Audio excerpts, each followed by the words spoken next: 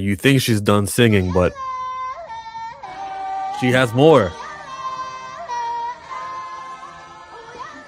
Hi, Chillmonger here. Planet Fanatics Darius is there. How you doing? I'm good, brother. How are you? It's a whole lot of Durag Man or Captain Durag to talk about. It's a whole lot of Star Wars because they gave us the trailer to talk about. And I could talk on, remember how we did Static Shock yesterday? I could talk on some excellence happening over at Concrete Comics as well. We'll touch on Chadwick Boseman. He's got a new play. It's called Deep Azure, and that his brothers are promoting it. So it's a play, like a theater play. So we'll talk on that one. Also, hear what he had to say. Let's begin with Concrete Comics. Is that okay? Yeah, no, that's fine. Because they've got a Kickstarter, Solar the Sovereign. And before I play, actually, I'm just going to do this first.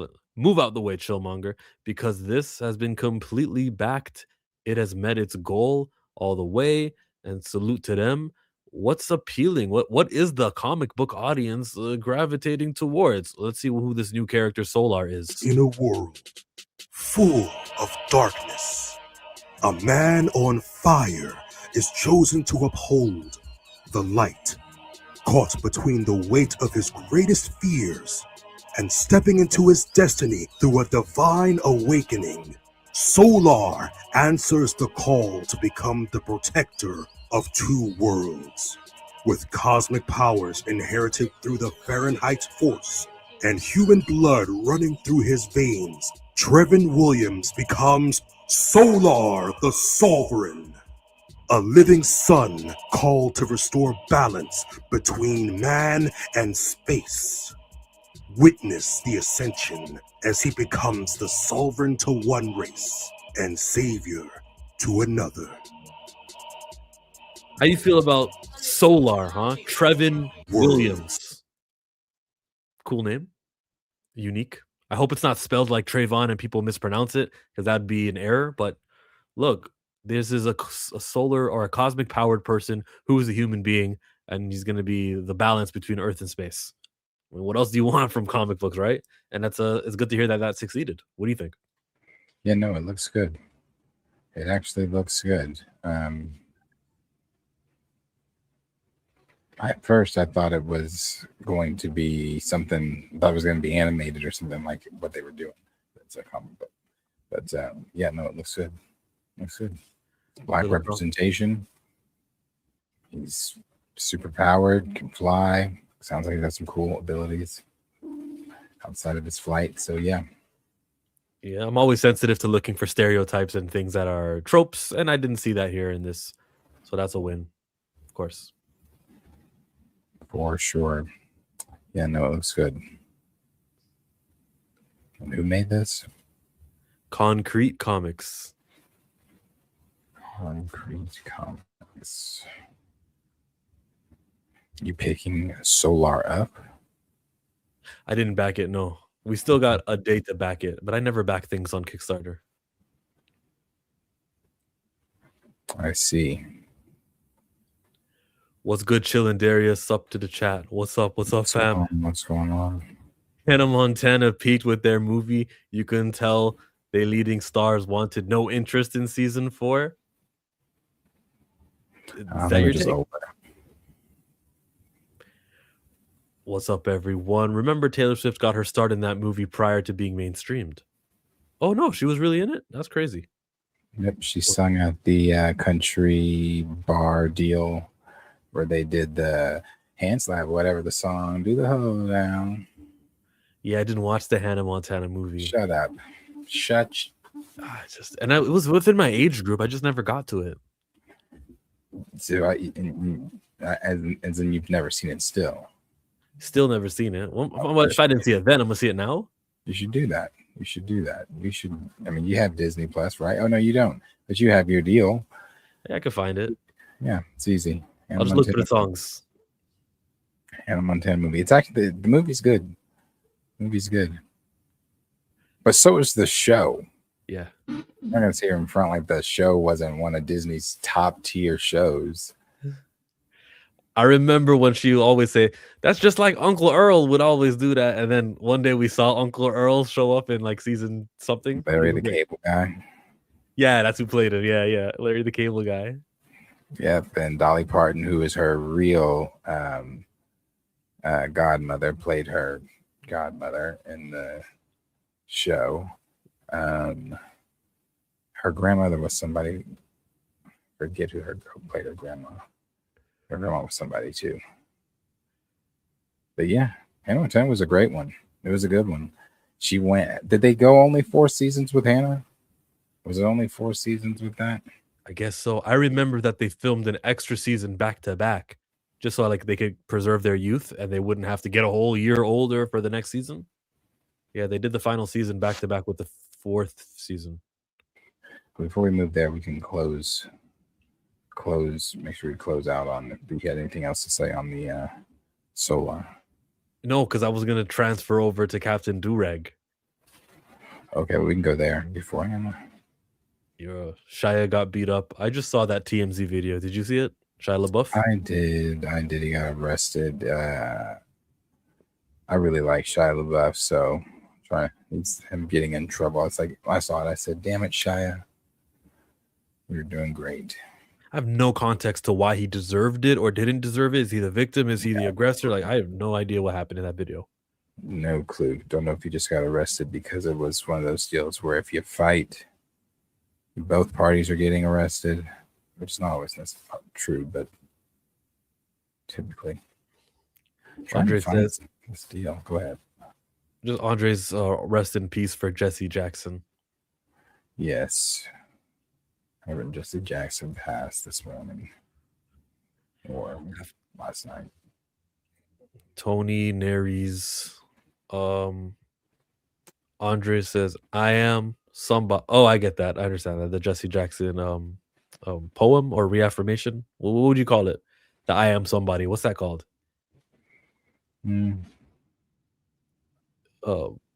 Enlifting, uplifting. That. Yeah. What's up, fellas? I'm guessing Chill was more of a Lizzie McGuire fan. I was more of a Lizzie McGuire fan, but Hannah Montana was still great. Hey now, too. Hey now, this is what dreams are made of. Another great movie. She was in town a week ago. Hilary Duff. The Duff. Unfabulous better than Hannah Montana?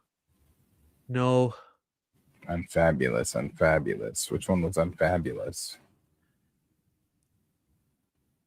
I think she had I forget her name, bro. The girl who's... I remember the name. She's always fighting her boyfriend. It's not. Unfabulous with Emma Roberts in them on Nickelodeon? Absolutely not. Absolutely not. No. Absolutely not. If you want to say Hannah Montana is not up there and you want to use something against it, there's the That's So Raven. You could give me Zach and Cody, Corey in the House, Wizards of Waverly Place. Like, those are the 4 ones that you can say, and I'll say, I understand why you like that more than Hannah. But Hannah Montana is great. Very great. Now, Zoe, not to say Unfabulous was not great, but I wasn't one of the Unfabulous people, so I can't say that I was a fan. Now, Zoe 101, if we're moving to Nick, Zoe 101, yes, fan of that show. Ned's Declassified. Zoe 101 was awesome, man. So awesome. iCarly started off a little young, but they got older. Drake and Josh, iCarly. I liked it. Some iconic ones. Random Dancing. Grandmother was a redhead, but Dolly Parton was her godmother. Okay, godmother, right. He reportedly started a fight with a staff member at a bar. Shia LaBeouf. All right, then he did what he did. Like the most violent job. Oh, man. Listening to him talk about his start to fame and all that, his dad was in prison right before he did Holes and then got out and was on the set of Holes. He's talked about that. Have you seen that video of him talking about, how on the set of Holes, what's Angelina Jolie's dad's name? Forget his name, but played the sheriff on set. But he's a method actor, so he was in character the whole time. And then Shia said that his dad and him bumped heads because he didn't know how to act, or he didn't know how to handle it, something like that, to where he had to pull him aside and tell Shia's dad, like, listen, this is how John Bolt, this is how things are in this industry, and this is how things are on this set, and just all this kind of stuff. But Shia talked about his childhood and just said, he didn't have that the best of childhoods, I guess, even behind the glitz and his words, behind the glitz and glam of even Stevens, things weren't what we might have thought they were. Sidebar, the glitz and the glam. When do we ever just say the glitz and we leave it at that? It's always the glam too, isn't it? Why do we do that? I don't know. I don't make the rules. The trials and tribulations. Why isn't it just the tribulations? Because you got the trials too. And it has to rhyme. It has to rhyme to kind of put some fear in the story. So, not just fear, but that vigor. If something's like rough, they'll say, it'll definitely leave you with nicks and knacks. What do you mean nicks and knacks? Why not just a knack? Huh? Why is it Trinidad and Tobago? Why not just Tobago? Now I'm pushing it. Take the bad with the good. Mike says, you guys need to stop deflecting from the true important topic of today. What's in the box? Huh? Am I missing the box? What's the box? What's in the box? Oh, the wrestling. Oh, I know what you're talking about. Yeah, the wooden box on Raw. Yeah, what is in the box? Good little mystery. Yeah, you're right, Mike. Yeah, it's a huge box, and we'll probably get a wrestler coming out of it or something. Who knows? A trophy. We don't know. Disney's quiet on the set. Oh, quiet on the set like Nickelodeon. It would go back decades of child abuse. It would.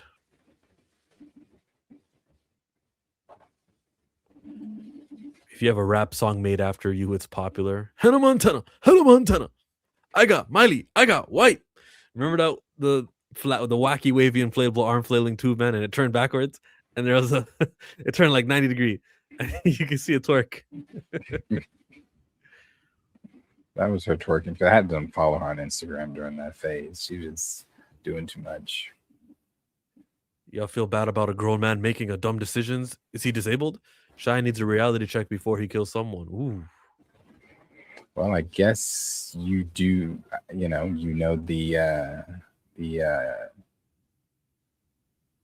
minute details of what went down to lead towards his arrest, what was said to him, or what was maybe done to him, or whatever, to make the claim that you just made. Right. I absolutely remember the famous Jet Jackson. I thought he was really famous too. He was like child star famous. Like no one knew that guy. His name wasn't even Jet Jackson. I'm thinking, oh, he's related to Michael Jackson because I'm young watching this. I'm thinking, oh, he's the famous Jet Jackson. They wouldn't tell us he's famous if he wasn't. Nah, wasn't even the actor's real name. Yeah, he unalived himself. Yes. Mika put me on to Tyra on Netflix. I'm not going to start that one. I think there's so much more on Netflix I want to see before I see that. Tyra Banks. What are we talking about with Tyra Banks? America's Next Top Model? Or yes. The documentary that's currently talking about the horrors that is the behind the scenes of Next Top Model. Mm-hmm. Because that shit's amazing. I already knew it was going to be. Like I said, my mom watched America's Next Top Model, and because she watched Inherently Walking By or whatever, have you seen those TikToks where it's like, oh, I don't want to watch that, and then suddenly you're sitting down into it, and that's how it was with all of us. Actually, it just started with my mom, and then all of us started watching it with her. So yeah, it's crazy. Tyra Banks they were all pretty rough to those girls. Mm-hmm. Big time. O'Shea Jackson Jr. says, now I praised Captain Durag. Slime City, on the other hand, is wild. So we're getting some people who are for it, some people who are more against it. What exactly is it? All I saw was a couple tweets, and I have no backstory on Captain Durag. Initially, my reaction is, okay, he wears a durag, he's a captain, he's a superhero. So what? Does he talk differently? Does he not empower? What's the opposite of empower? Does he degrade? Like, what does he do that's a problem here? I gotta see it. I mean, I can see why it could be. It could turn into that. But if it's a kid's show, nice, colorful Captain Durag, it could be like, oh, look, cool. Her dad is a guy who wears a durag and he saves the city or whatever it is. So far, so good. Like, that's my initial reaction when I saw there's a thing called Captain Durag. Well, where are you with your reaction first of all? Let me pull up what the creator said. If you can put that on screen, I sent it in the DMs. So this is a black show. I don't know anything about the show. Put that out there first. I don't peruse Disney Plus, so I don't know what they have on there. Apparently, this is a black show that is created by black folks with black writers, black illustrators, and things like that. I don't know what the show is about. I know that there is a superhero in the show that I guess the child looks up to and cares about. That is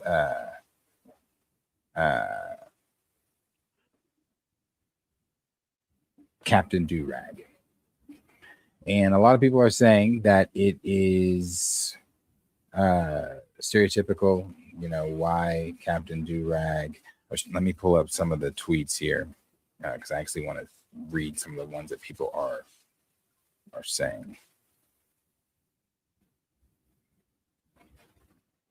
Let me see. The object, the durag, alone, that's not stereotypical. That's an item. It's a clothing. It preserves your hair. It's a tool. So just to say that is stereotypical alone is not what I'm about to do. I got to see what happens in this show before I ever cast any sort of judgment over it or condemn it. This is what some of the tweets are saying here. So first of all, the creator's name is Camille Corbett. She said, I created the character Durag Man, now known as Captain Durag, on the Disney show Hey AJ, and I'm just finding out people are finding it problematic. I just wanted our culture to have a superhero of its own. Now she goes on to say some more stuff. Really wasn't going to go all into, but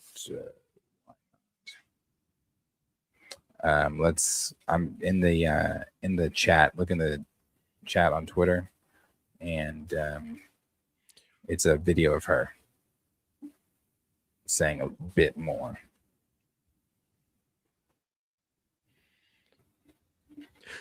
Sorry, I'm just having difficulty with my DM. Like, that's happening for no reason. Every time I refresh it, nothing pops back up. I think I can show it then. Sorry. Send it to the private chat and I can play the video if you need to. We could have had Boondock season 5, but they greenlit Good Times Netflix. Yeah, that's right. And Captain Durag instead. But I got a problem with Good Times Netflix. I don't have a problem with Captain Durag. Like, let me hear what they have to say. This is the creator. This is what she had to say. I'm a writer on Hey AJ, and I'm the creator of Durag Man. I know it's Black History Month.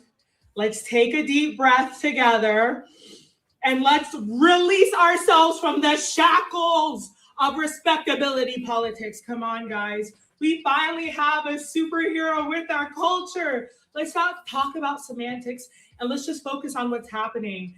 If you've seen the show, you know the bunnies in every episode. Slime City is funny. Come on, guys. Let's get into it. Where's the joy? Why is everything so serious? We got to celebrate our people. What Richard Wright would have wanted. He wouldn't want us to be like, let's just be respectable all the time and talk in stilted language. Let's enjoy our culture. I created Durag Man because I'm obsessed with Blaxploitation films and I love Pam Grier, and I thought it would be super cool to have a little homage to that when we're creating a superhero for Hey AJ. And what was better than using a do-rag? Because I own a 6-foot do-rag, and it makes me feel like a superhero when I wear it. Why couldn't someone be like that in AJ's imagination? I really beg of you to give this show a chance. Again, it's an homage to blaxploitation films. And yeah, we're poking fun a little bit at respectability politics because you know what? AJ and her family, they're already excellent. Her dad's a football player. Her mom's a chef. What more do they have to prove? Why can't they have a little do-rag man superhero? Come on, Wakanda forever! Check out Hey AJ and watch it for yourself. It's great for the culture. And there's Jamaican American representation on the Disney Channel, which I never had as a child. And I was so lucky to contribute to. I felt so lucky to be a part of that show. My dad was in the NFL. And so it was really a show that I was really able to tap into my inner child. And growing up, I would have loved a do-rag man. So check it out. Let your kids watch it. Come on, guys. I think she's an idiot, but thankfully, because she's an idiot, her homage to blaxploitation isn't too problematic. She thinks she's homaging blaxploitation, but like a do-rag is a fucking do-rag. Like there's no added BS that comes with that. So good. I mean, they let her loose on the right project, and she ended up doing something that's kind of cool. How do I feel about it? I don't feel that it's a stereotype. I don't know why people are saying that. I mean, that is a part of Black culture, bonnets, do-rags. Do I feel that do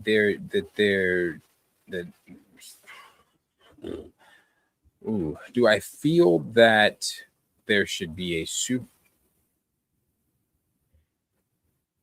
I don't feel that the superhero should have been named Do-Rag Man, regardless of it being a part of our culture or not. It is a part of our culture, yes. But the superhero side you could have just, I mean, there's a lot of other lanes you could have. I'm not saying it's bad because I don't think it's bad. That's not me saying I think it's bad. I don't think it's bad either. The reason I don't think it's bad, let me get that point first. The reason I don't think it's bad is because oftentimes we are sitting screaming, particularly here in these seats, about wanting representation and Black culture shown and shown in a positive light and things like that. But then when it's shown to us, we are then upset about how that culture is shown. We are then upset with even if it is a Black show or if it's Black people, or then those people are now, oh, you are against the culture or anti-Black, or you one of them, or then go as far as calling some folks coons. I'm not in the lane of this on that show. On this, and I don't watch the show. I don't know anything. All I've seen is the clip. I know that the hero's name is Captain Durag. I don't see a problem with that. If he was named Captain Nigga, okay, maybe there's a problem. If he was named Captain Watermelon, maybe there's a problem. If he's named Captain Chitlins or something like that, I might have an issue with that. But Captain Durag, I don't have an issue with the hero being called Captain Durag. But I also wouldn't, sitting at the table, I wouldn't have voted Captain Durag as the hero of the show. I just don't think that either. There's plenty of other things you could have done. If you're going to do a Black superhero as we just saw, before we even talked about any one of the main topics that were on the thumbnail, the Solar, that is a Black hero that from my understanding is protecting his race of Black folks in that. He's not wearing a do-rag. He's not Captain Do-Rag. Solar, a hero that's made up. Now, like I said, I don't watch the show, so I really don't care. But I'm on 50-50 on it. Yes, it's like the Crimson Chin from Fairly Odd Parents. It's like Bionic Man from Arthur. It's just in the show, there's a character who wears a do-rag, and they chose one aspect of clothing wear and did a hero about it. It's simple as that.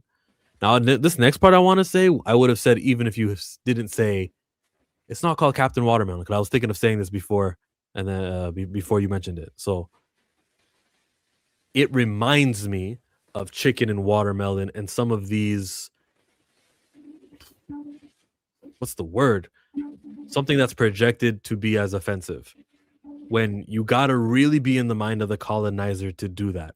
I'll rewind to why I love watermelon. It's native of the continent. It's not something that is shameful unless you're racist, because when in the United States enslaved people were able to grow their own crops and they made watermelons, it was a source of income. It was business. It was a good thing. It was great. It was absolutely awesome.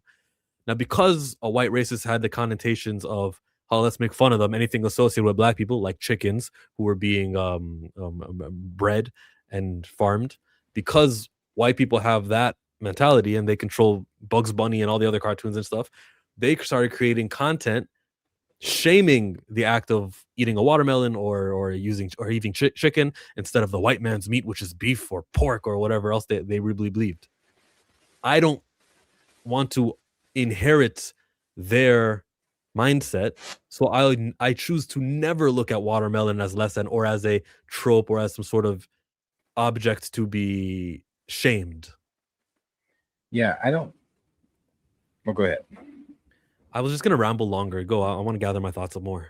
I don't look at any of those things as shameful or anything like that, but I also don't think that we need to have those things, as far as like, I'm not in the white culture. Do they have Captain Potato Salad, seasonless potato salad, or Captain, whatever the fuck other mayonnaise, or whatever the fuck other tropes they have? They don't. They have, heroes with names and, and backgrounds that reflect those names and things like that aren't. I don't think we need to have a Captain Durag, just as like I don't think we need to have a Captain Watermelon. And that's not being embarrassed of Durags. That's not being embarrassed of watermelons or anything like that, or whatever they want to poke fun at from our culture. It's simply, to me, ridiculous and silly. Why are we naming superheroes Captain Durag? Again, I'm 50-50 on it, whereas it is a part of the culture and everything I just said there. But as I also said, sitting at the table, I wouldn't have voted that. I would have told her, girl, pick another name. No. We don't need to throw Captain Durag on Disney Plus. There's Captain Underpants. I was thinking of that too, yeah.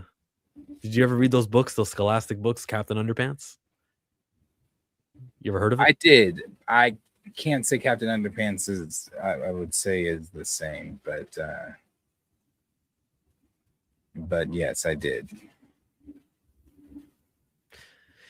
Just for the simple fact of being able to do the pages like this, where they actually moved. Yeah. You unlocked the core memory. So, I mean, I got to see the episodes. I got to watch it happen and what he does in the episode to know, oh, is he speaking in a way that's a problem? Is he playing up to the things that we hate? And since I haven't seen it, I don't have much of a comment on it further than that. Just the idea of Durag, though, I'm thumbs up on. Yeah, I'm thumbs down on it. My thumbs up on Captain Durag. Yes, it's a part of the culture and everything like that, but I just don't think that you should name the brother Captain Durag. Some of the things being said here, just to go off of it, it says our culture, the character seems off. And then somebody put pictures of Static Shock, Luke Cage, T'Challa, Jon Stewart, and said you should have paid closer attention to these beforehand. Someone else said, and someone's pulling up, and I saw in here earlier, talking about her tweets. Yeah, they're pulling up some of her old tweets I did read, and they are a little strange, but that's for the reader to come to that conclusion on. Someone put just the picture of all the black heroes and title and said, you ain't black for real, because how you not know we already got black superhero Cyborg from Teen Titans, Static Shock. We got so many, and this is the name that you chose. And somebody said it kind of shows, or it's a kid's show. They're not all of them are against her. It's a kid's show created and written by us. I don't think people knew that. LOL. It's okay, people. Y'all can relax and let the kids enjoy. Happy Black History Month. Someone said she's Jamaican American. Why do they keep trying to do our culture? They clearly don't understand it. This is not our culture. You can't read our room. I can't say do-rags aren't a part of our culture. Or Jamaican culture. It's a matter of, is your hair textured in a way that a do-rag is used to keep it tame while you sleep or while you are having day to day, saving it from pillows and all the other obstacles that can hurt your hair. That's not a Jamaican thing or a United States black thing. It's a pointless. No, it's a deliberate attempt to create disunity from a bot account that's probably from Israel. That's what I think that one was. This person says it's instances like this that are why foundational Black Americans have to protect our culture, because there's always a tether lurking to inject some nonsense. I have the same thoughts on that one too. This has nothing to do with anything but hair, and hair is biologically that hair is associated with people who were on the boat from West Africa who landed in Jamaica, or on the boat from West Africa landed in the United States. Like that stuff. They meaning the people who behind these accounts love to create division over here with, see, that black community is not the same as this black community and they're not the same as that. Think of yourselves as different. So that's what I heard when I saw that comment. Someone said fake outrage. Black folks were still getting hung and killed for wearing suits and ties. Not that one. Hold on. Sorry. This person said, y'all was able to get away with this black caricature bullshit under the Biden administration, but this shit ain't flying today. We doing full background checks on everybody. Y'all's paperwork came back and blah blah blah. Some of these people are just yapping, but not everybody's against her. But a lot of majority of everybody is against her, but not everybody is. What's a caricature? A picture, description, or an imitation of a person in which certain striking characteristics are exaggerated, okay, like a durag, in order to create comic or grotesque effect. Caricatures are what they used to do black folks back in the day on cartoons, where they would give them big lips and over exaggerated their eyes and make their skin black as tar and have them doing fucking crazy ass hokey pokey dumb shit. That's a caricature. I don't see that here, and I don't want to ever inherently, because a do-rag is associated with black culture, diminish it or it's lesser than. You see, it's a do-rag, automatically I can already, like, I don't want to do that one.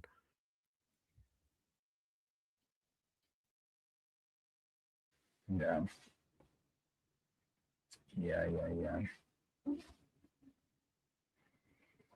Well, that's what some of the people are saying there about Captain Durag. Again, haven't seen the show, don't plan to put the show on.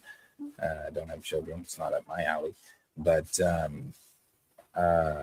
again, 50-50 on it. Had I been at the table, no, that would be my vote. No to the name Captain Durag.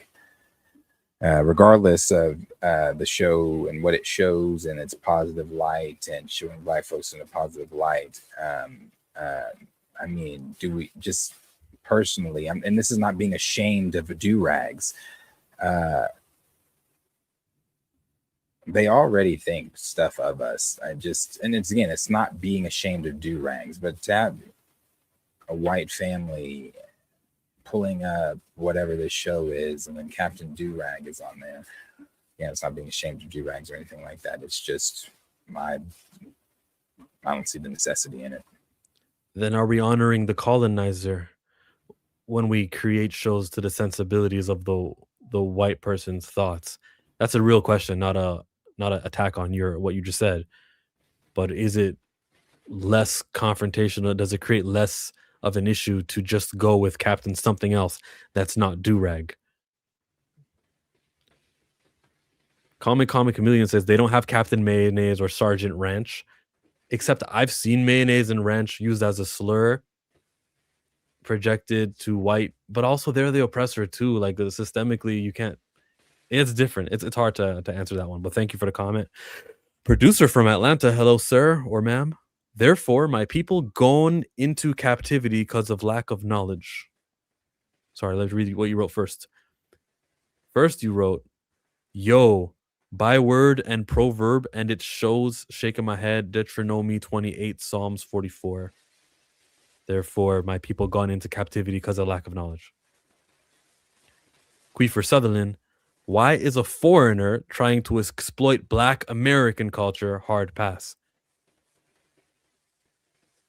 The divisiveness springing up in sections of the diaspora is the saddest shit I ever. I don't know where it came from, but I hate it. Well, it's a coming online, bro.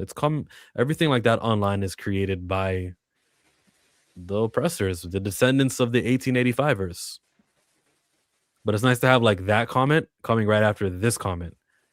So is this show a Black American show? Like it takes place in the United States, and so having a Jamaican write the show who may have been born in America, that's not okay?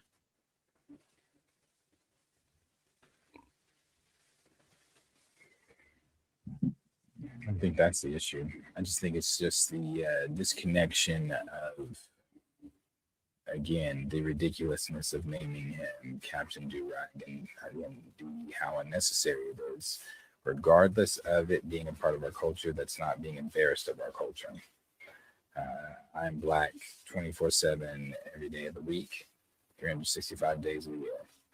I am not ashamed of that, and I would not choose to be any other color even if you paid me for anything. I love my culture. I love my people. But again, how unnecessary it is for the character to be called Captain Durag or even Durag Man or whatever. That seems like an SNL skit, to be honest with you. That seems like something that would have even been on Martin. And the creator literally said that. Like, that's her. She was going for it. Yeah. Comic Chameleon replies, the division happens long before Fab and all this occurred. The division happened years and years ago when we was called Akata to our faces, and people from the motherland talked to us crazy. I've had that experience several times as an adult and growing up. I'm not trying to frame it as something new, but in my lifetime, it garners a strength in recent time that just quietly bugs me. Doesn't keep me up at night, but it bugs me. I think Comic Chameleon and Stamina could talk it out and be friends with each other at the end of this. And communication is the key to getting past this online war, which they are trying to brew. And they own the platforms in which they take place in. And there's fellow Black Americans that are hateful too. See what I mean? Like, you both, let's not play into it, right? Let's say that we love you no matter where you were born or whatever your journey was 400 years ago to where you are today, whatever your lineage is. Unity, everybody. At least that's my take on it. Do you want to chime in on that one, on the disunity campaign that I notice? No, I said that I had to say I'm Captain Durag. He said, don't watch the show, don't plan on watching it. But I would have vetoed. My vote would have been no. Your vote would have been no. Okay, then. No, well, let's save Hannah Montana for later, just because I'm tight on time and I don't want to be like, oh, I only have a few minutes left. Let's just react to Star Wars. Let's go to Star Wars right now. The Mandalorian official trailer has come out, and it's they launched it like on 4 different channels. I'll go to the Star Wars channel. The Star Wars UK channel is actually what I'm on right now. First time reacting to it. Have you seen it yet? Yes, I have seen it.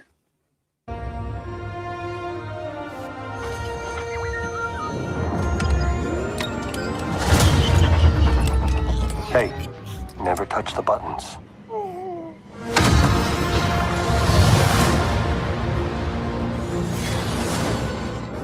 I can use some information. Whoa, for this price, I'll tell you whatever you want. I'm looking for a hut. Close for the night. Thank you. Gangsters, war criminals. Long live the Empire. We'll take out every bad guy in your deck of cards.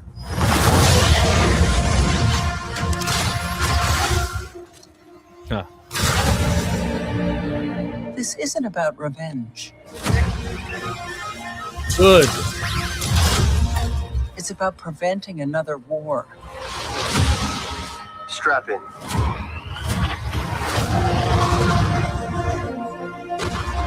I don't want to prevent the war. I want a war. Suffer. And then it will be his turn. Before going into harm's way, check your armor. The kid will live centuries beyond me. I Hey. will always be around to protect him. Are you scared? You should be. Do we run? Or do we fight? I like this kid. Praise them.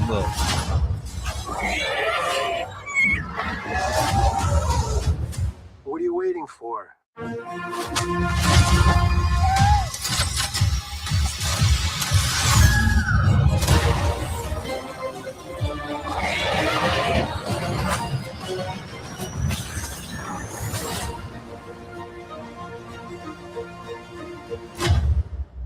Let's save the rest for after dinner.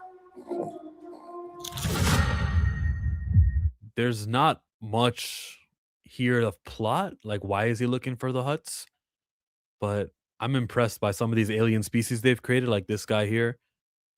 He fights. We're gonna see him in a Sarlacc pit too. Okay. I'll give it a chance. I like this trailer a lot.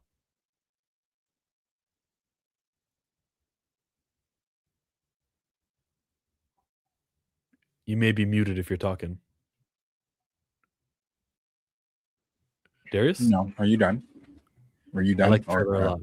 Oh, okay. I do not. I think there are good things in the trailer. Some of the things that they showed at the Star Wars Celebration, that trailer, which I still don't know why they just didn't release that, but that was the best thing. Anyway, some good things in it, like Embo. Sure. Some of the action seems fun. For me, it's just I'm getting increasingly closer to not seeing this one in theaters. It seems like, again, as I've said, from all the trailers and the little to no knowledge of the plot that is out there, that this probably would have just been better off if they would have made this whatever season of Disney Plus show they were going to make it. Because for me personally, I mean, I don't even know what we're doing. And maybe I would have cared. Like, if this, again, bro, I say this a lot, but if this was 5 years ago, 6 years ago, something like that, I'd have been like, oh, yeah, this is probably going to be fun. This is going to be dope. I'm not even saying it's not going to be fun. It might be fun. Star Wars space adventure, sure. But I don't even know where Din or Grogu or any of this even fits, or why I'm supposed to care anymore, because the plot of whatever we're building to is so all over the place.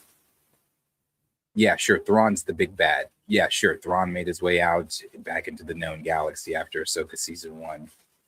So now with the rumors and whispers of a season 2 for Star Wars Space Kids, or whatever it was called, and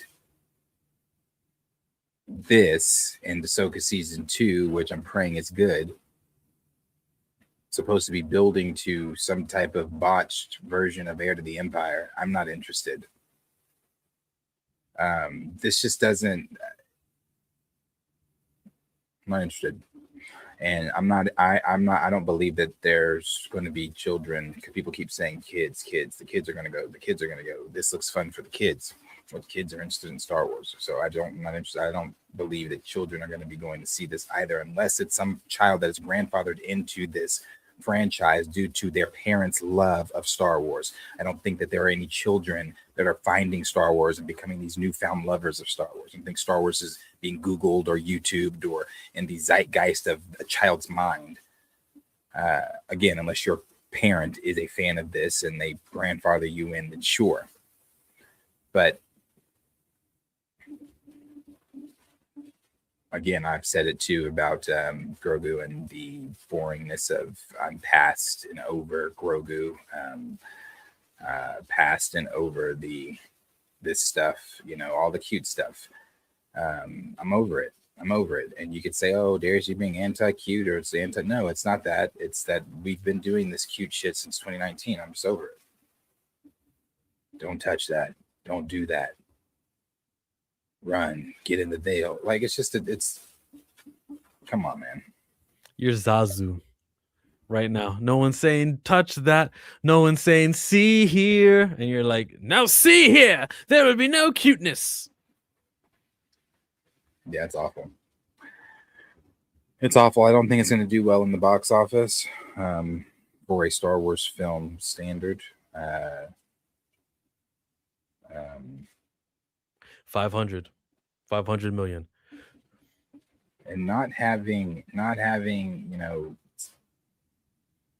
this we do know that Mandalorian takes place 6 years after Return of the Jedi.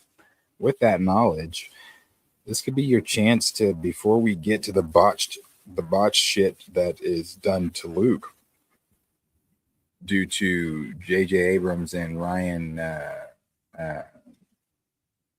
whoever, I bring on his name. You could have put Luke in this. You could have put, characters in we it. Care about. R2D2 is in it. Could that be with Luke? Could be. Maybe. I don't know. And is that something that you reveal during your trailer, or you let the fans be surprised in the movie? Is the Thrawn connection something you reveal in the trailer, or you allow people to feel good and nice about it in the movie? The theatrical experience is way more important than the trailer experience. Yeah, to have that theatrical experience, there has to be an experience to be had. Meaning people have to be there to watch that. Yeah, it's Star Wars. There's going to be people who are automatically there because it's Star Wars. And then when everyone who's excited about it recommends it or shares their online experience with it, it makes more people come to the movie theater. Okay, so on top of that, you said with Thrawn, do you reveal Thrawn being in it? Do you reveal Luke being in it? I think you absolutely reveal Luke being in it. Absolutely. The reason I think you reveal Luke being in it is because you have had nobody talking about this. Your trailer that you spent $10 million on for the Super Bowl was the least talked about trailer. Was the least talked about ad to get people excited. No one gave a fuck. It didn't do its job. So with that knowledge, if Luke is in it, yeah, I'm showing him because right now we don't have people that even the YouTube Star Wars channels that are super optimistic about the future of Star Wars, or even like, I don't know. I don't know what's even going on. He's fighting a beast in a pit. Yeah, there's no plot here. Nope. We don't know anything about this film. Or anything like that. So it's no. And to Cornelius, Darius doesn't hate Star Wars. It's because I love Star Wars so much that I'm so critical of Star Wars. I'm so critical of what Star Wars has turned into. This is not Star Wars. I don't know. I understand that a lot of you have been introduced to Star Wars due to The Mandalorian, due to Disney Plus, and due to whatever Disney's acquisition of Star Wars. Most of you didn't even care about Star Wars when George Lucas owned it, so I don't expect you to know anything about Star Wars. So due to your introduction of Disney's acquisition, this is what you expect from Star Wars, but this is not what I expect from Star Wars. This is not what I expect from Star Wars at all. So yeah, I'm going to be extremely critical every single time. And this wasn't good. Seeing Zeb is good. Seeing the budget on some of the fighting here, to see that the effects of it are working for me. He's about to hop into a thing that flings him forward like he drives this little toy, basically. That's cool. The jetpack looks cool. Knowing the quality is higher than any episode has ever been visually is great. So Are what we they were not going past for, this, though? what they Like- were going for, they succeeded for. Yeah, but you just said they knowing that the quality is so, bro. Like I'm just past that. Like I'm subbing enjoyment for quality Why are you substituting enjoyment? because I didn't enjoy this trailer, but you just said the Oh, fine, quality yeah, is sure. great. Well, the quality of the movie is great, not the quality of the trailer. I mean, if the trailer looks cool with the fire, that means the movie's going to be fire too. Like, so the enjoyment of the movie, you can't judge yet. You're telling me that you didn't enjoy the trailer? I haven't enjoyed You anything didn't. that they've done for this leading up to it, which has led to me saying this may not get my money for me to even go see it in theaters because it's going to be on Disney Plus where it should have went first. I hear you. I respect your take that they haven't done enough to sway you. The star power of seeing Susan Sarandon, seeing her, is that her name? Susan Sarandon? Her. It's Sigourney Weaver. Sigourney Weaver, thank you. If the star power of seeing her isn't moving you, or the callbacks to, what's the dude with the hat name from Clone Wars? The dude, the bounty hunter dude? Imbo? No, seeing Imbo didn't move me. What is? No. Imbo's a bounty hunter. So what was he hired to? So he's not. No, seeing Imbo didn't move me. I love continuity.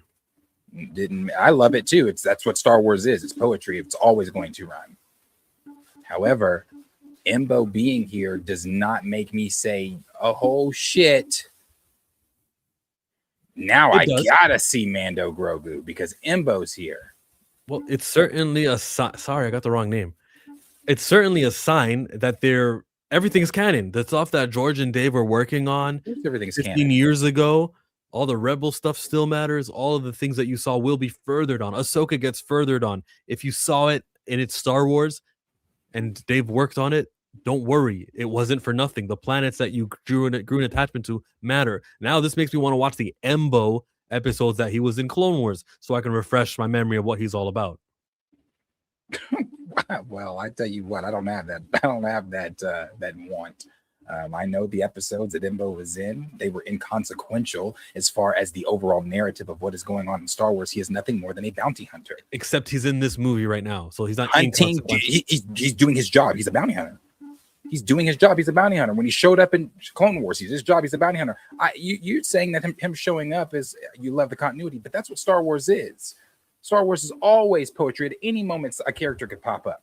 That's because it's a yes, and I love Star Wars being what it is. I love continuity, and I love Star Wars doing what Star Wars is supposed to do. Yeah, but okay. So for me personally, again, Imbo doesn't make me want to see the movie at all.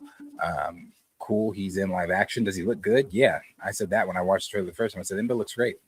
Looks great, but that didn't make me say, damn, Imbo looks good. I want to go see this. No, Imbo's not the center of the film. I don't even know how long Imbo's going to be in the film. Yep, me either. He probably is just here to catch Din. That's all he's here for because he's a bounty hunter. He's not here for any brilliant exposition. He's not here for any groundbreaking moments in the story. He was offered a job. He took the job. He's a bounty hunter. I didn't watch the movie to say that. That could be the case, and that could not be the case either. He could be pretty pivotal to this trilogy of movies that we have here, where they're trying to prevent a war. Well, if there's a trilogy of movies, the war probably will come by the third movie. I hope there's not a trilogy of movies. The war is, if they're still doing that, and it's to be believed, the war is Thrawn. War's here. He's here.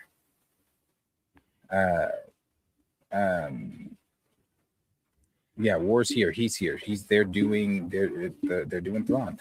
I just don't. Yeah, I don't like the. I don't like their version of what they're doing with it. So I don't even know if any of that's going to be mentioned in this. I doubt it. Maybe they mention Thrawn. Maybe they don't. But that also doesn't like move me. It's like cool. Okay, so they mentioned Thrawn. How about the maturing of a Yoda? Basically, he's meditating. He's walking with the stick too. Like this guy leveled up. This Grogu guy, he's not acting childish right here in this little sense. But if we listen to the voiceover, I think they said something. The kid will live centuries beyond me. I won't always be around to protect him. The kid will live centuries beyond me. I won't be around to protect him. I enjoy that so much. And you, who are so down on him being a little kid and all that, that's to the contrary. That is showing that he's going to be here longer. That is showing him acting older in a way. Like that's something that you said you wanted before. And the last time we talked, the time before that. So that's a plus. I don't know that it is though. I've seen Grogu meditate. I've seen Grogu do the things he's doing in these trailers. Yeah, I'm too fly cam just said it too. I've seen him do all these things. But you know, yeah. And that's another part too. Go back. That's another part why I'm afraid of. I think they're afraid of their own plot for this film. You do know that. Okay, so this right here, this character here, that's Rhoda. It's Stinky. It's Jabba's son. He is in about 85-90% of this film. He's going to be with them, and this is all they've still shown of him. Still no plot. Still no nothing. Doesn't that mean he's not going to be in 80% of the film? This would cause me to question the leak I read. I don't, because everything that the leaks have said so far have been in these trailers. I haven't questioned them at all yet. And the toy, the merch stuff, the merch always gives away a lot of this stuff too. Like Sigourney Weaver, she's nothing more than a rebellion pilot. That's all she is. The merch gave that away. She's just there for name. She's just, hey, we got Sigourney Weaver in the Star Wars universe. She's a pilot for the rebellion. So yeah, no, for me, I'll see it probably on Disney Plus. I haven't decided fully if I'm going to see it in theaters yet, but if that's the last trailer, Godspeed. And for me, I thought they accomplished what needed to be done here with this movie trailer. Rated out of 10, chat. Do you give it a 9 out of 10 like I'm going to give it? Do you give it a 4 out of 10? How do you feel about this trailer? We want to hear from you. Especially want to hear from you.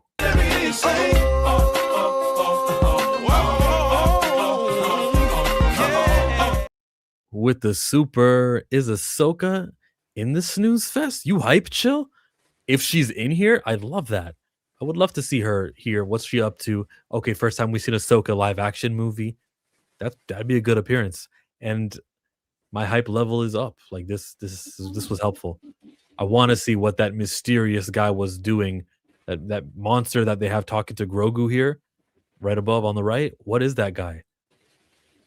What is he saying? And he understands. Grogu was nodding his head. Somebody, probably a footnote in this movie. They were just passing by on a planet, and he just happens to be one of the aliens there. And if Ahsoka's in here, I'm hyped. So I'm like my favorite Star Wars character. Seeing her here would be so sick. Oscar gives it a 4. Andre's a 4. 4. It created conversation, job done. 6. 5.5. Why is he a monster, chill? That's so offensive to assume he's... Oh, what am I supposed to call him? A creature who's not human. Him.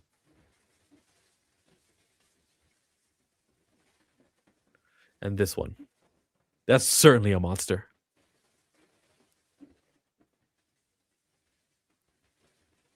This action is crazy.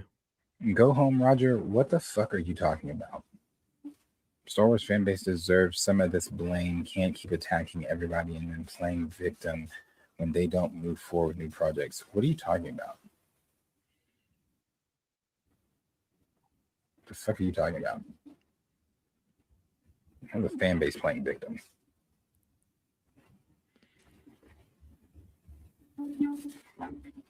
And producer from Atlanta comes in with a 5.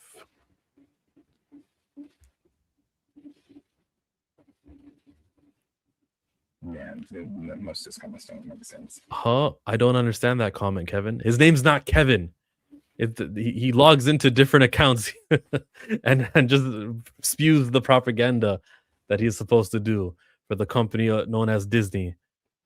That's all this guy is. This isn't a new project. LOL. Quasimodo says 6.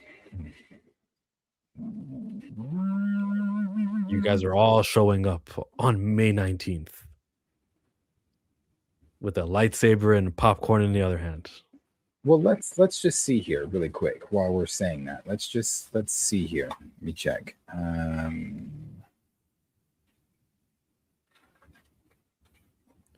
I'll go 9 out of 10. I like not giving away plot. I like showing that it's going to be high quality. It's going to be the characters I love, like a Mandalorian, like Din Djarin. The way he's able to handle business right here in this fight, somewhere in this trailer.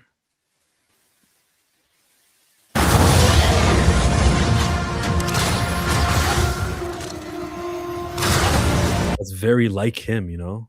And then visually, it looks good with the sun. Like this kind of looks like a planet it's not Earth. I don't think this is earthly at all. So what they're going for, the Star Wars feel, I feel. How do you mean Earth? This isn't the Marvel universe. There's no Earth.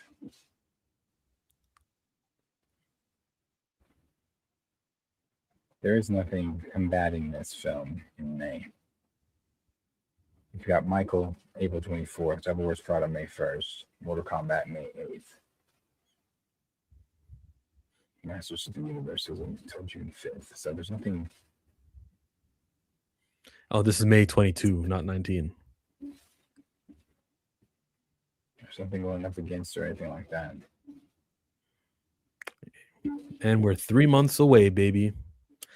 I'm not going to support it just because it's Disney and I don't want to give them my money. I'm a little bit selective with it. I'll give my money if it's a black lead, sure, but not this. So, but I'm sure that the general fans who don't have a boycott over Palestine, I'm sure they're all going to show up for this. So, what do you think that they are going to do? Because this is the last trailer, correct? This is it. Nah, they'll do more if they need to. Okay. It is the trailer, though. Don't get me wrong. This is the highest profile trailer they're going to give or have given us so far. Okay, so they're not going to give like another really good high profile trailer unless they have to. Yeah, I think they have to. It's interesting. It's interesting. But so if they don't do anything and they're just doing these little TV spots, you think that's going to be enough in 3 months as far as marketing, advertising to get people to go, huh? Yep, I think it'll be enough to profitably sell this movie, which costed what, 140 million. I think it's enough to get this thing to profitability. Oh, yeah, I think it'll be profitable for them. I don't think it's going to be like, one of the. I just don't think it's. I think 500. That's what I've been saying. That's why I'm staying with it. I think it's going 600 or above.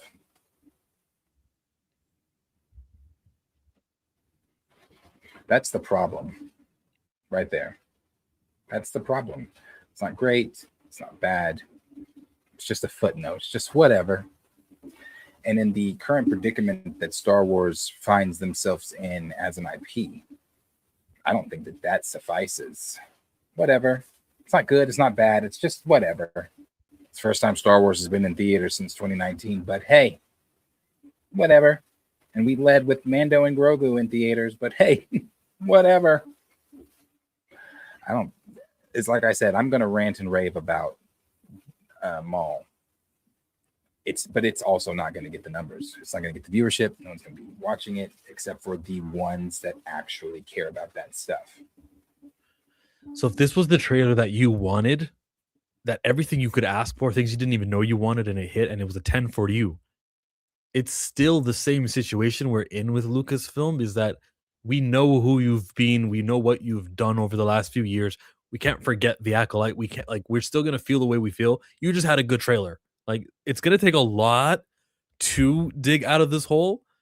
A trailer like today's trailer was never gonna dig themselves out of that hole to feel the mundane feeling that we've got right now. We are feeling a certain way because of years and years worth of their studio. No, that trailer wasn't going to dig out of the hole. It's not going to get started, just like Doomsday and Secret Wars doesn't get Marvel out of their hole. It's not going to get Star Wars out of the hole if the trailer was good. Yeah, it's going to take good movies. It would have spoke to it. Still would have spoke to, hey, there's some movement over there at Lucasfilm. Hey, maybe someone's woken up over there at Lucasfilm. But it doesn't signal that. It signals more of the same bullshit. But we'll see. I saw an unmasked Din Djarin. That's something we didn't get in season 3. I'm seeing some money is being spent on this thing, and that's what I saw. Well, but Happy see, for it. oh my god, I guess again, here lies my issues. We're getting an unmasked Din Djarin, something we didn't get in season 1. Well, duh, he was never supposed to take off the mask. He's only taking it off because Pedro Pascal doesn't want to wear the mask. So they changed the rules. That's why he's unmasked. He's not unmasked because it's like, oh, it's some cool thing in Star Wars and everybody can see. No, it's because Pedro doesn't want to be masked. He doesn't want to wear it. It's already said it's uncomfortable. It's hot. He was there for what, 2, 3, 4 weeks of just even shooting. That's not even him half the time. Didn't care. Pedro's needs doesn't affect what I think of the character doing the unmasking. Yeah, it's a sign that he was paid. It shouldn't have an effect. What should have an effect is the fact that the rule that was established in season 1 was that you don't take off your mask. Yeah, he took off his mask to show Grogu that in season 2, but now it's just a regular old thing. It had meaning at the end of season 2. It had meaning because he was going with Luke where he still should fucking be. He was going with Luke to learn the ways of the Jedi and do all that stuff. So this creature that I've cared for and have had all these adventures with, I've risked my life for. Of course, I'm going to take this mask off now. That had meaning. But now I'm taking it off when it was established in season 1 that my people, we don't take our mask off. He's not taking it off because he wants to. Someone unmasked him. Where is it? Here. This is him being caught by the by Embo. What was his name? And like he's being forced, and he's like prisoned. Like his hands are chained right now. He's locked.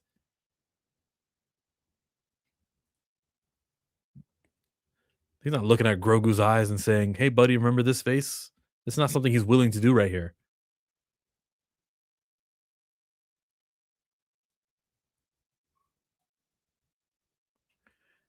I think Darius secretly loves it. He can't stop talking about it.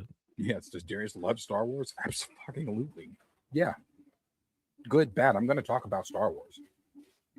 Good or bad, I'm going to talk about Star Wars. I love Star Wars. Love it. Love this universe. Don't care for what they're doing currently in the universe, but it doesn't stop my love for the universe. Mm-hmm. Okay. Give us your thoughts. Let's hear it. They changed the rule with his current people. That's why Robert Downey Jr.'s face is going to be all up in Doomsday whack. Pedro, Sheed, he's playing Iron Man, bro. The whole Doom thing was just an excuse, so they needed to explain why he's on set. He's playing Iron Man. Pedro was like, how dare they hide this face behind a mask? Robert Downey Doom is going to be the star of the Avengers movie, and the Avengers will be supporting their own movie. Nah, he lives the trailer. He loves the trailer. Good. Feel the hate flowing through you, Darius. Good. I do. I feel it. I feel it.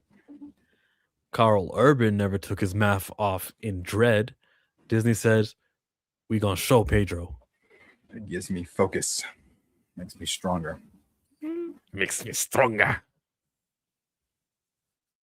I want to see this movie. Interested in it. I'm happy for Dave Filoni. I am mad that Grogu had to leave Luke in that show.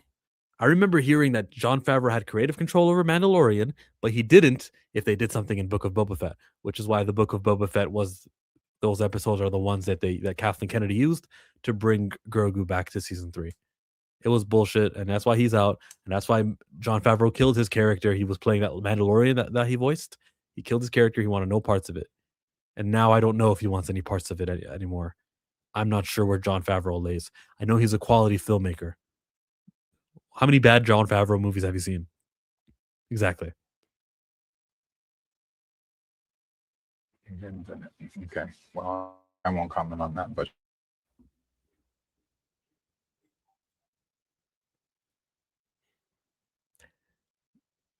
Then let's move to the Hannah Montana.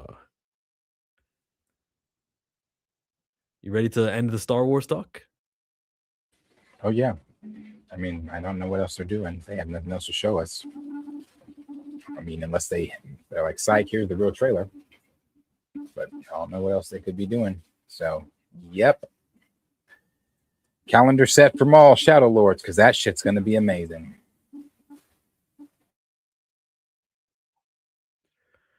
Miley Cyrus posts on her account, on her Twitter, going back to where it all began. The Hannah Montana 20th anniversary special premieres on March 24th.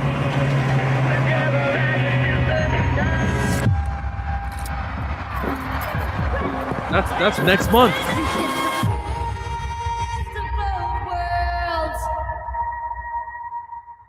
We're going to get a 20th anniversary special of Hannah Montana. They've already must have filmed it. This is crazy. This is mad. And if they're doing that for her, I hope they do that for some of the other shows that we like. Let's get an Even Stevens 30. No, probably not that one. No. But let's do a return of Jet Jackson. No, we can't do that one. You can't do any of them like that. The reason that Hannah Montana has significance because her character did concerts. So that's what they're doing. It's not an episode. It's a concert. It's not an episode. She's getting up there and she's singing. She's being Hannah again. Oh, that makes me less interested. But she'll be in character as Miley Stewart / Hannah. Like, what are they doing? I think they're getting most of the people back to. I don't know. I really don't know. But I know she's singing. Everybody's gonna be older. Her brother Jackson. I don't want to just see him. I want to hear him talk too. He had a great voice. He's like 30 when we were 15. That's how old he was playing a 15-year-old. Yeah, he was old. He was old as shit. Look him up now. Okay, Jackson Stewart, played by Jason Earls. He's 48 right now. I'm telling you, he was old. Yeah, but he was the bigger brother. I guess I didn't know how bigger of a brother he was. Some of them kids, some of those people could just pass as teenagers. Miley's 33, and he's 48. Whoa. Yeah. Recession indicator is blaring with this news. He was hey, we're not gonna do that to Miley. This is great news. We're talking about one of the queens, not the queen, but one of the queens of Disney. During an era where Disney was on top of their games when it came to Disney Channel original movies, Disney Channel original shows, they had the commercials at that time that Disney had. I don't know, maybe not everybody was a Disney kid. Henry, my best friend, was not a Disney kid. He was more of a Cartoon Network kid. But I was a Disney kid. I was a Cartoon Network kid. I was a Nick kid. So Disney during that time, I remember heavily. heavily. I was watching Disney a lot. Sure, yeah. And Miley, You were and shaking it Hannah up with Montana Zendaya. matched up. No, might have been after no, Shake It Up was around that time, wasn't it? My time? Yeah, I guess it was. But I didn't watch Shake It Up. Wasn't a fan. I wasn't a fan. I watched a little bit of Good Luck Charlie. I didn't watch, everything like that with Good Luck Charlie, but I think those shows are when I started to fizzle out also of Disney. What's the one where he OGs, had a Sweet Life of Zack and Cody. that was a great one. What's the Disney show where someone had a guardian angel with him? And he was like a guy with angel wings. A Disney show where he had a guardian angel. Yeah, it was around that 2011 period. Well, 2011, I was in high school, so I definitely don't know. I wasn't watching Disney. Oh, you stopped Disney because you were in high school? Like that was a deal breaker for you? Well, what shows were I wasn't interested in really any of those shows. I think that was around the time of like Good Luck Charlie, Shake It Up. Didn't Zendaya have another show where she was like a secret agent or something? Oh, right. Yeah. Yeah, I didn't pay attention to that one either. I think they redid. I think I came back to Disney during my high school year because they rebooted Boy Meets World, which is one of my all-time favorite shows, which it was awful. Girl Meets World is god awful. So bad. They leaned so heavy on the nostalgia just on those first few episodes. And, those first few episodes were like, it's so cool seeing everybody back. But then it's just so corny. It's all so bad. So, no. KC Undercover. That's what it was called. Oh, yeah. Casey Undercover. That was fire, man. No, that was after my time. She was already playing Michelle in Spider-Man at that time. Was she? Yeah. Is that during that time? Wow. Yeah, because that movie came out 2017. Homecoming. Wow. Yeah, no, that's who's the queen of Disney. It's Raven. That's a Raven. That show was undisputed. She had the top ratings. I think her show went the longest. I think That's Raven had 6 seasons. Yeah, and she got Raven's Home before Wizards Waverly Place got their sequel series. Yeah, she did that. She also got Cheetah Girls. Was Raven the MVP? Wasn't Ashley Tisdale? Ashley Tisdale. Yeah, High School Musical. Ashley Tisdale. All she did was High School Musical and Sweet Life. Raven was the star of That's So Raven. Yeah. She Tisdale didn't headline her own show. And Raven was also in Xenon. I just don't want to is there no competitor?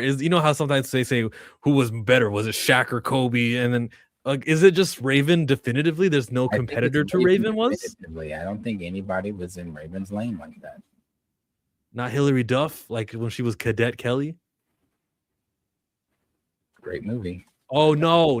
You know who else was in that movie? Cristiano Ronaldo, the one who was in Even Stevens, and she voiced Kim Possible. Okay. Mm-hmm. Christine Romano. That is an impressive person. Yeah. But she's not Raven. No. She's not Raven. Yo, we got to go up against Miranda Cosgrove from Nickelodeon. That's the only fight we can be having right now. Who was more pivotal to the brand, Raven or Miranda? Raven I remember before That's Raven premiered, she had that dope ass music video for That's So Raven, where they did the theme song, but it was like on the street of what would have been her house when the camera pans out and do that through the cut scenes and whatever. It was like, and then you had all these dancers and Raven was dancing. It was in the street. You had Eddie up on the fire escape doing his rap. You had Annalise Van Poel who played Chelsea. It was dope. Raven had some dope shit. Some dope shit. Raven voiced a character in Kim Possible. Yeah, she was Monique. I should have guessed. Okay, not a significant character, but that's still one more to add to her. Orlando Brown, he voiced Fillmore, so that's 2 things for him. Yeah, he was Wade. No, Wade was Taj Mowry. Oh, he stuck around actually from Smart Guy because they started him so young. He had a few other things that he could do. Yeah, Smart Guy was great. It's one of my biggest hates, or with some of those shows, is that one got cut. That one didn't get finished. How many seasons did they have? I think 3, maybe. Oh, that needed like 5, man. Yeah, and they stopped it abruptly too. It didn't even. It was that show was so good. When we talk about black shows, Smart Guy is one that doesn't get talked about enough. It's a good show. Black father had his shit together. His kids had their shit together. He had his household in order. Of course, the shenanigans of the episodes from the kids, but still, Mr. Henderson was a great father in black. the smart guy kid. I did not know that he played like a dumb surfer, that he was the same guy for TJ Henderson. I didn't know Taj Mowry was the surfer on Sweet Life of Zach and Cody. He played such an idiot. I don't think he's the guy you're thinking he was. He wasn't like a regular on the show. Nope. He was on a few episodes. And then Your brother is smart. Proud Family was just great. Loved Proud Family. Are they still doing the Louder and Prouder? Is that still going on? Disney and their 3-season rule, they probably won't do it because it means paying the actors more. I can agree with that right now. And to be honest with you, Sabrina Carpenter is the most successful star. I don't even think it's a matter of agreement. It's just kind of fact. It's currently the most successful star to come out of Disney. Yeah. I would say she's more successful than Selena Gomez. More than Miley?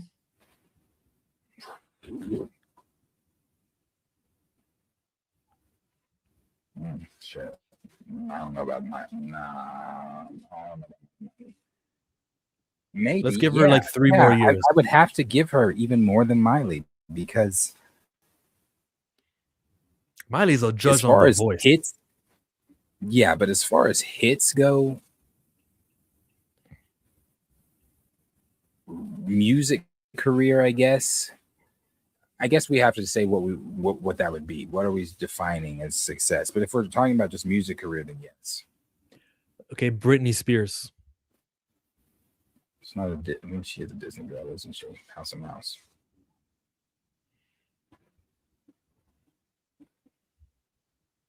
She is, isn't she? You'll just have to taste me when I'm kissing you. That's bigger than Ariana Britney. Grande's not a Disney girl. Ariana Grande's Nickelodeon. Yeah, Ariana doesn't count, Lawrence. Get with the program. Psh. This took a turn. Can we get back to not talking about Hannah Montana and Disney and all that stuff? We're good on that. Let's talk about another child star. Fantastic event. Look how big she became. You, Me, and Tuscany, featuring Halle Bailey, is going to be in theaters on April 10th. And this is the new poster that they've launched for this show. I don't give a damn about DDG and everything else that people have reasons to hate her. This is something that I'm interested in seeing. I'm going to give this a view, assuming it's nothing negative. From what I've seen, it's just a little love story. This looks good. Didn't know anything about, still don't know anything about it outside the name and that she's in it until you sent that. Well, once you sent it in the chat, I knew about it. Hey, that's how they don't market. So it's up to us to bring attention to these shows like this. You, Me, and Tuscany with Halle Bailey. Haley Bailey, or however you say it. What is it about? I think she goes to Italy and she finds love there.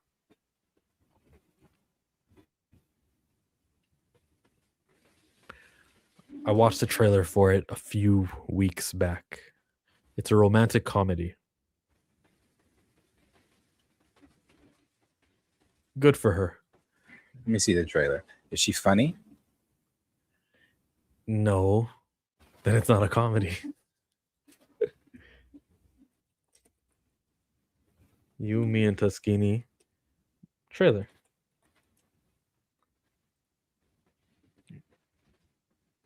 Great. You mean You get the picture, right? Mm-hmm. Yeah. I do. I only know shirtless Regé Jean Page. I do. Seems like a more of a. Is that going to theaters? Yeah, April 10th. Seems like a Netflix thing. That might make the top 10. Yeah, I'll pass. It's not for me. You'll pass on it. Damn. So I wrote comments that the things around her are funny. Oh, well, isn't she the lead? She needs to be she funny. is. Things around her being funny are good enough. Could it not have a sassy black friend, even in a story like this? I'm not mad at it. Perp says pass? No. Perp, don't you have like the AMC movie pass where you can see 4 movies for the price of 1? No, it's still a pass? Janet Jackson music is a plus. It's a black love movie I'll support. I hear you, Kwanzimoto. I hear you. He's got a twink body. Nothing to see there. Yeah. Nothing to see there. You got no.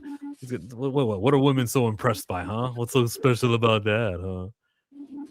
Yeah, no. Kevin Feige said Regé Jean Page auditioned for T'Challa. I don't even know if you're joking, too. I don't even know. I can't cap. This looks like a streaming movie. Completely good. Yeah.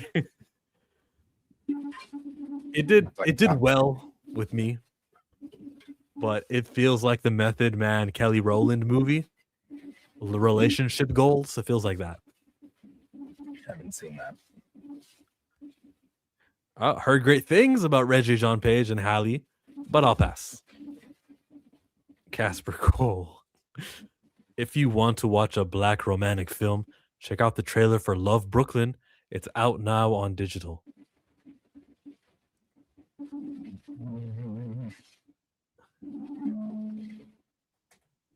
Out now on digital. Oh, I did see this trailer already. I saw it, yeah. Yeah. That movie. Moving forward with their stream today. You know me, recast T'Challa in a building. That's all I like to talk about. I'm a clout chaser who uses T'Challa to make content, right? Right? Yeah.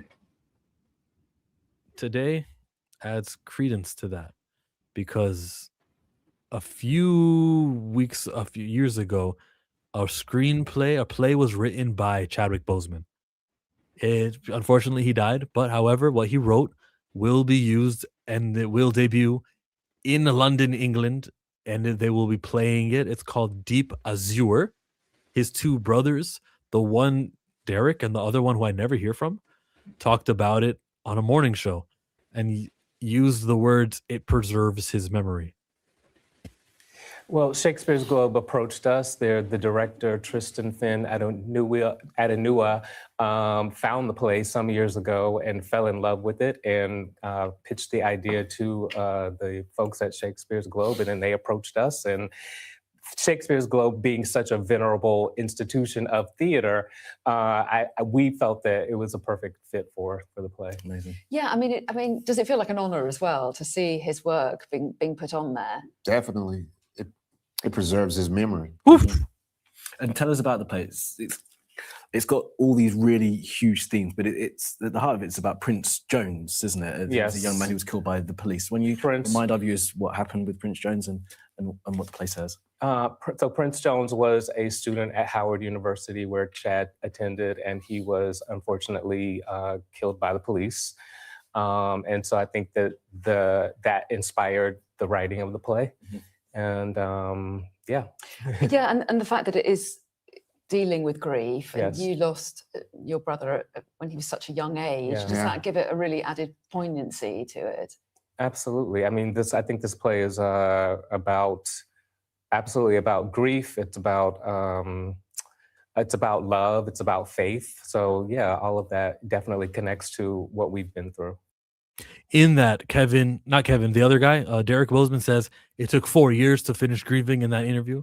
Kevin Boseman is a New York-based actor, a singer, a dancer, a producer, a writer, a speaker, a host. I did not know how much he does, but Kevin Boseman's out here for sure. You gotta love it.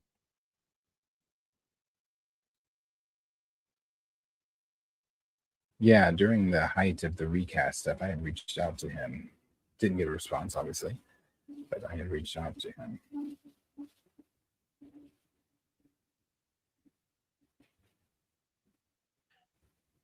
Okay. A lot of respect for what was said there in that interview.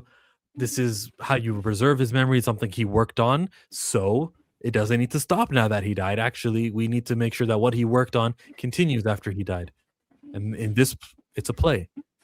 That's how they honor him. That's how they choose to honor him. This is great. Like this, it's so much points. Like for everyone who enjoys plays, if you guys are in the United Kingdom, go make the train ride over. Go watch this thing. It's hip hop meets Shakespeare is how they advertised it. Deep Azure is what it's called. This is what I love. Rest in peace to Chadwick. I think most of us here are in agreement that this was such a greatly executed move. Preserve Chadwick's memory? Take notes, Ryan Googler. Yeah. Something that was created and is being produced and continued even after Chadwick's death. Ironic, isn't it? Yeah. I think Derek Boseman knows, bro. I think he knows. That's why he kind of chimed in with, of course, it preserves his memory.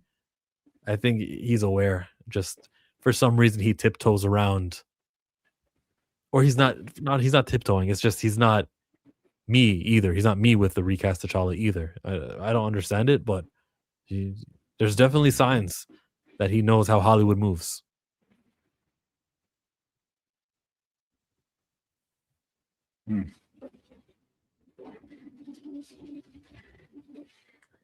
Yeah.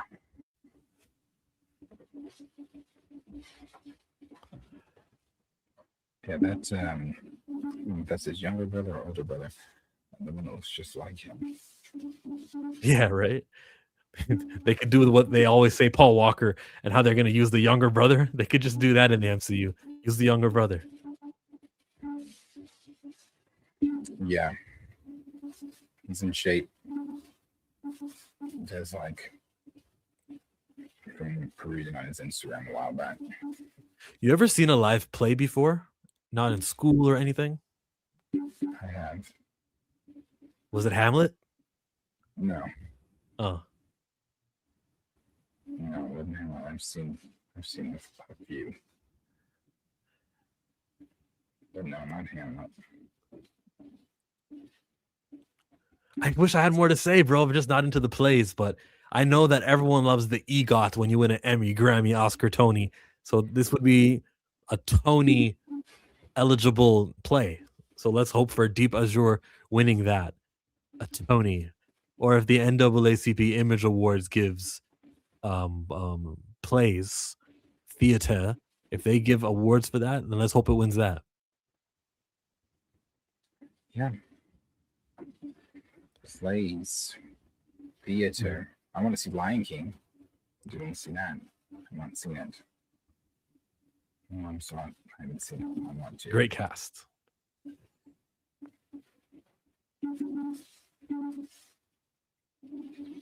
I've seen The Passion. Oh, I'm sure you did. Yeah, The Passion. Perp said that plays are underrated. They are. Coming from you, that means something. Indeed.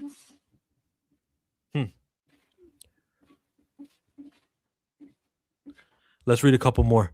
I saw the Ringling Brothers circus. That's it.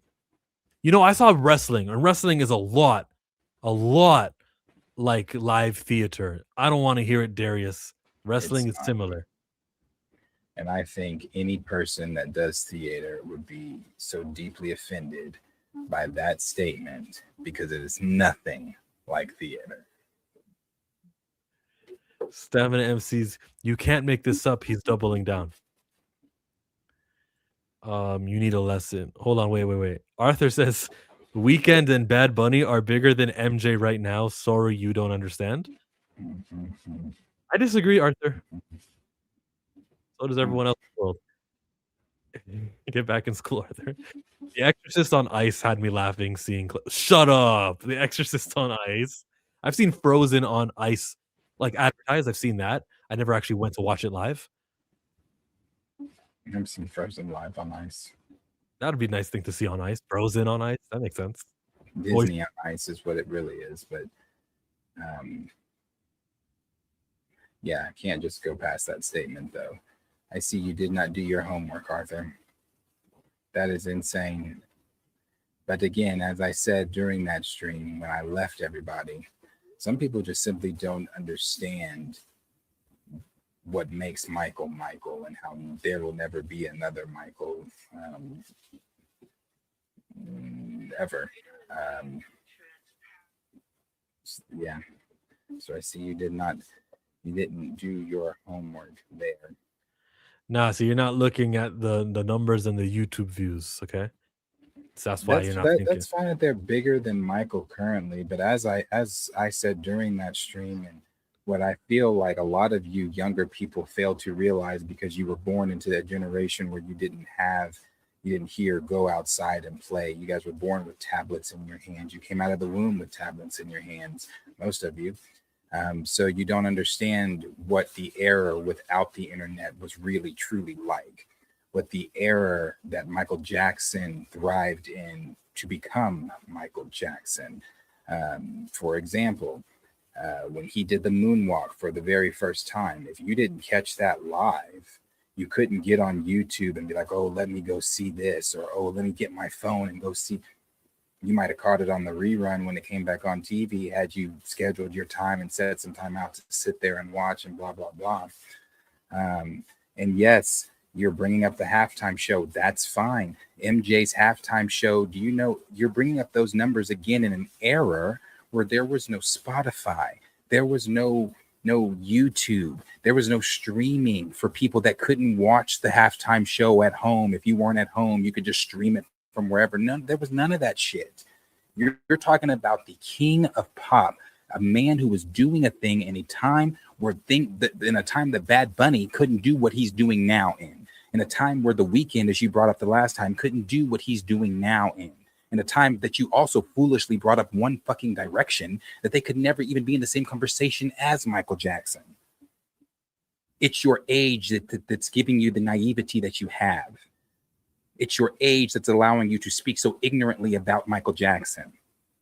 You know nothing about Michael Jackson, so I don't know why you continue to come into the stream and speak on Michael Jackson. You know nothing about the man. When you are comparing him to people like The Weeknd, One Direction, and Bad Bunny, and that's not a knock on Bad Bunny. But it's a knock actually it is a knock on him when you are putting him in the same conversation as Michael Jackson. It is something that your young mind will never understand until you actually sit down and do the homework and realize that the artists that you are speaking about are doing the things that they are doing in the era of technology, an era that Michael Jackson did not have. Yeah. Bad Bunny. Like, you're not even using the right artist. If you would have said Drake, then maybe I could concede. Like, but not those guys. None of them. There's none of them. There's not going to ever be an artist in your lifetime, Arthur, in your children's lifetime, and your children's children's lifetime that will ever touch Michael Jackson. And maybe it's going to take some of those lifetimes by the time your children have children for them to actually bring up Michael Jackson, for you to say, damn, that name is still resonating. People are still talking about Michael Jackson. No one So said now- Bad Bunny is a C. That's again, your young ass ain't listening. Your young ass ain't listening. Open your ears. Nobody at no time during that rant that I just gave did I say that Bad Bunny isn't talented. But when we are talking on measurements of talent and measurements of success compared to Michael Jackson, it's null and void. It's null and void. There's no conversation to be had. No one said Bad Bunny isn't talented. The man just headlined the halftime show. You know who headlined the first halftime show? Right now. But just because he headlined the halftime show and he's one of the biggest artists in the world right now does not then put him on the same talking points as Michael Jackson. That's crazy. I feel sorry for people who didn't grow up with Prince and MJ. There we go. Yeah, give me Prince, okay? Give me a contender. No Bad Bunny. You're not listening. You can appreciate the words all you want, but you are not listening. You just said the numbers disagree. Of course the numbers are going to disagree. Who's pushing a YouTube video from 40 years ago? When Michael Jackson headlined the halftime show, there was no YouTube, bro. When Michael Jackson moonwalked for the first time, there was no internet to be like, no one was in the crowd with their phone filming that and then instantly uploading it to the web to where it could be all over the world to watch in seconds. That wasn't a possibility. What aren't you grasping from that? What aren't you grasping from that? How are you not grasping that in that era, that time, he was still able to do what he did and still be the king of pop, the biggest artist of all time? How is that? How is this hard? How is this hard? Y equals MX plus B would give me a much more harder time than understanding how Michael Jackson became Michael Jackson. That's crazy. We're not about to sit here and disrespect Michael Jackson and put him on the same playing field as some of these artists. That's crazy. What is that? Is that the calculation for a slope? Or Y equals MX plus B? Oh my Lord. Mariah Carey still does huge numbers with her. Yes, but you want to know the only time you ever hear about Mariah Carey is when they're throwing the bitch out for Christmas. You don't hear about her any other time. You never hear about Mariah Carey any other time. You don't hear about her in January. You don't hear about her in February, March, April, May, June, July, August, September, October. But when November creeps around, she starts to thaw out. That's the only time you hear about her. So don't even put Mariah on the same level as Michael Jackson. Crazy. Come on, give me another artist. Give me another one so I can throw that back at you too and tell you how they're not Michael Jackson. Crazy. We're not about to disrespect. We're not about to disrespect Mike. We're not about to disrespect Mike. This is incredible.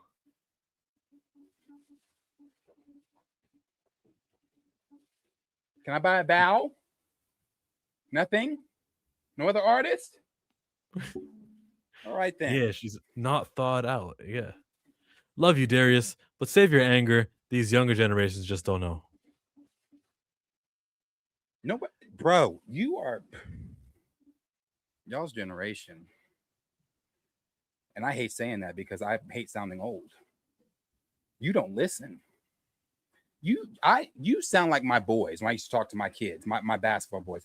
They didn't listen either. Y'all, you don't listen. At no point in any rant that I just gave did I say Mariah Carey is not an icon.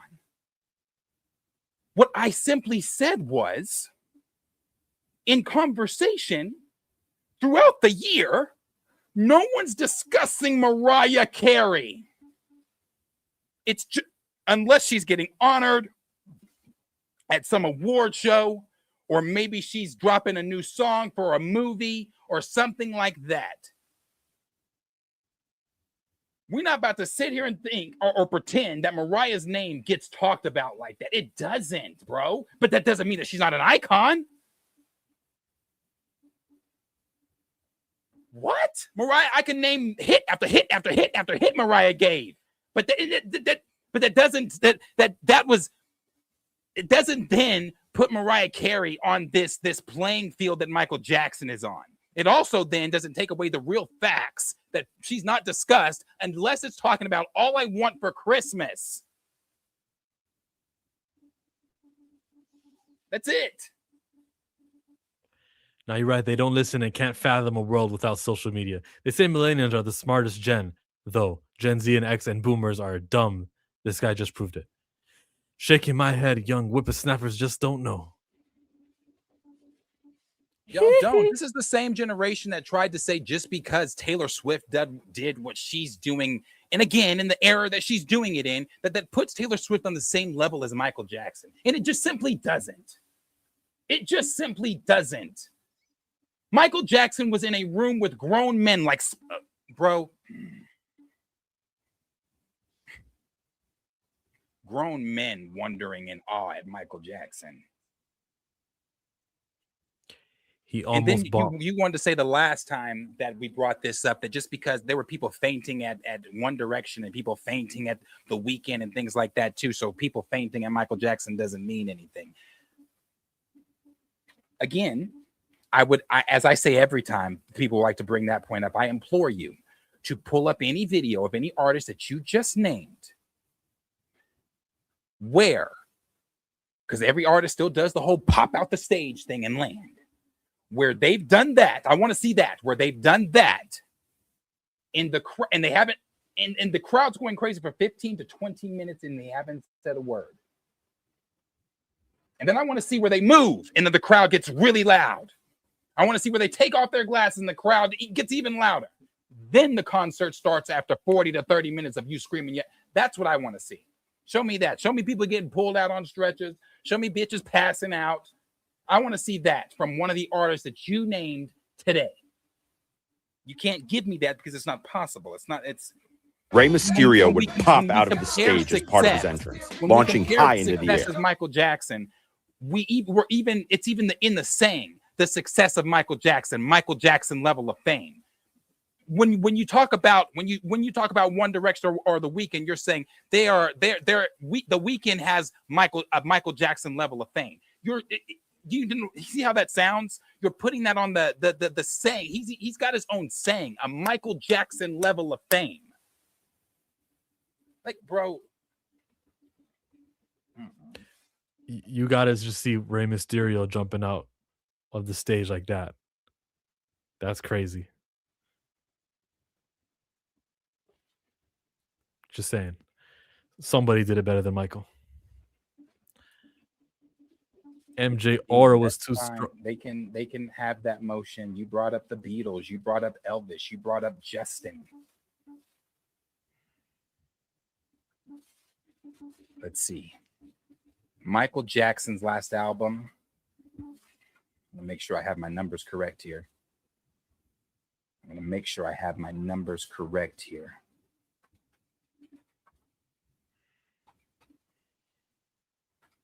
Last big album.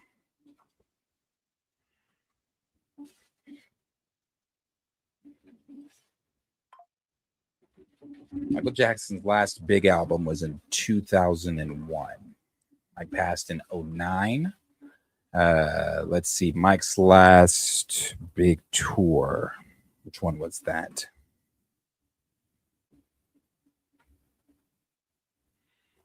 Saying all this to say,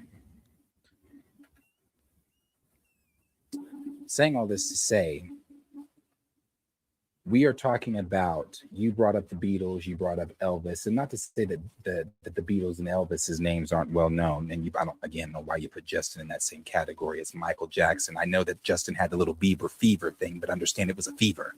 That shit went away. You just needed a little medicine. With Michael Jackson, it's been a lasting fucking fame through generations. I don't know how we're not getting that with Mike. I just don't get it.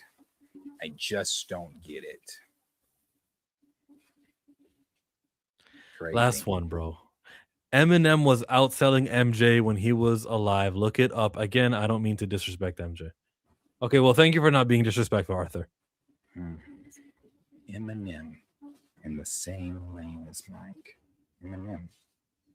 Marshall. Michael Joseph Jackson. Marshall. Hey, man. I guess the Wiggles too, huh? Kids Bop. Shit, anybody can just be in that lane, huh? You know, one of the girls from Kids Bop made it. She became the actress who plays Dagger. Really? Yeah, there's actually a few Kids Bop people who, ascend because those parents are committed to making their child a star. My point of view is what I make my point of view. My point of view is not the extension of my state lines. My point of view is what I allow my mind to extend it to be.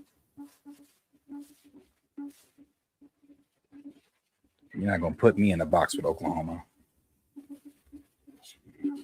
With that said and understood, I think that's enough streaming for today. We hope that you liked what we had to say about the Star Wars movie trailer and the back and forth we had and differing opinions over Captain Durag, stereotype blaxploitation, all that. Thank you for coming. Hannah Montana 20-year anniversary. You, Me, and Tuscany coming April 10. What else we got? Go watch Cross tomorrow on Wednesday. New episode. Darius? I'll be watching Michael in April. And so will the rest of the world when it makes $2 billion. Cue the Golden Girls.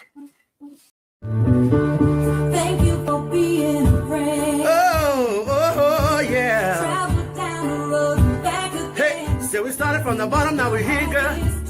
Oh, yeah. This is my part right here. Ooh,